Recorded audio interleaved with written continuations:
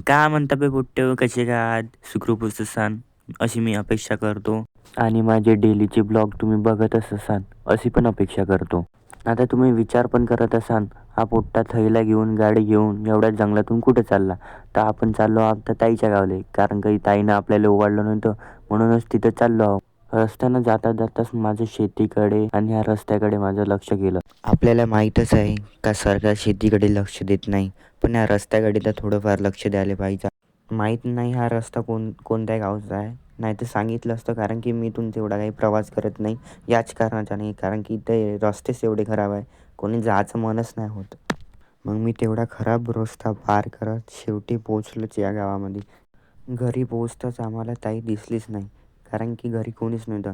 मग घराचा दरवाजा खोलला, कारण की घराला तेवढं काही लॉक लावून नव्हतं, साधारण असं कडी लावून होती, म्हणून आम्ही दरवाजा खोलला आणि आतमध्ये जाऊन बसून दिलो. मग थोड्या वेळानंतर ताई चाली. मग ताईनं दिलं आम्हाला पाणी. पाणी पिलं आम्ही.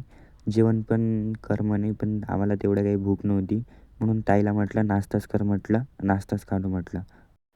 हा आहे माझा छोटासा भाचा. एवढा बदमाश आहे ना भावांनो, का सांगू तुम्हाला. पूर्ण गाव ओळखते याला, पूर्ण गाव. माझ्याकडे पाहून तर त्याची अलगच स्माईल आली. पहिले तर माझ्याकडे आला, मामा मामा म्हणते, मोबाईल घ्यायला लागला माझा. पूर्ण अंगावर सांगून गेला.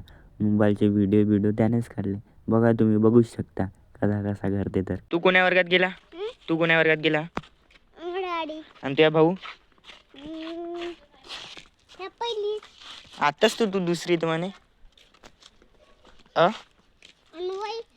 दुसरीत गेला हा, आणि मी अंगणवाडीत गेलो.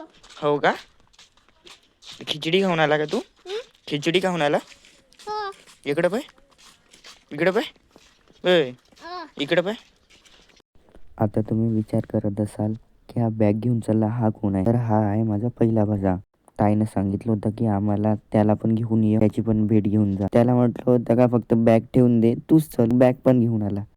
ज्याच्या हातून तर काही मोबाईल सुटतच नाही. मामा म्हणते मला गेमच डाउनलोड करून दे, गेमच डाउनलोड करून दे. त्याला दिला बाबा गेम डाउनलोड करून, नाही तर असा त्रास देत होता मला, मी काय सांगू आता तुम्हाला.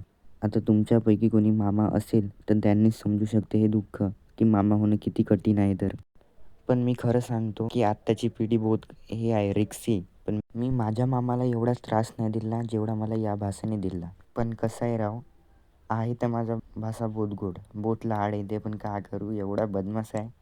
पण खरं सांगतो बहुत लाड येते त्याचा. मग ताईनं बनवला गरम गरम पोहा, आम्ही तो पण खाल्ला. मस्त गरम गरम होता, मस्त वाटला. मग गरम गरम नाश्ता करून ताईनं आणलं ताट, कारण की ओवाळायचं होतं मला.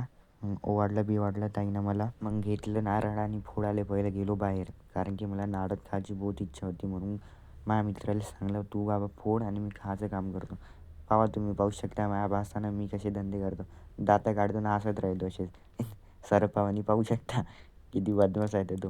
मग नारळ बिळत खाऊन झाल्यावर आम्ही बसलो एका जागी.